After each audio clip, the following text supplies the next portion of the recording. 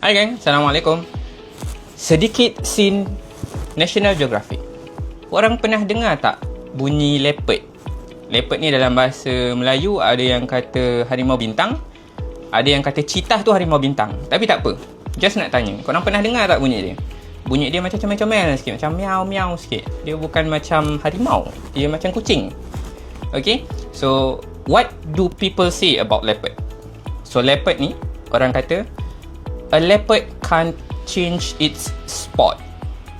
Maksudnya, harimau bintang, walaupun kita kupas bintangnya, masih akan timbul balik bintangnya, masih ada lagi kebinatangannya.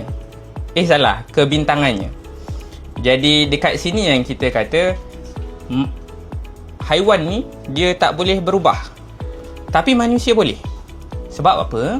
Sebab dalam Islam kita diajar bahawa seteruk-teruk manusia pada hari ini, mereka boleh berubah menjadi manusia yang terbaik pada hari esok. Allah berfirman dalam surah Al-Baqarah, sesungguhnya Allah mencintai orang yang bertaubat dan menyucikan diri. Jadi haiwan mungkin tidak boleh berubah, dia mungkin tak boleh mengubah dia punya tabiat, dia punya nature, dia punya tabiat.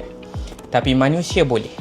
Itu perbezaan kita dengan haiwan, itu perbezaan kita dengan makhluk-makhluk lain.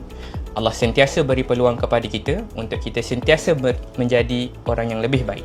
Jadi kalau ada kawan-kawan yang cuba untuk berubah pada hari ini, jangan hina, jangan berlekeh. Kita sama-sama bantu, sebab mana tahu pada satu hari nanti kita juga yang akan berada di tempat orang yang ingin berubah. InsyaAllah kita sama-sama menjadi orang yang lebih baik. Assalamualaikum.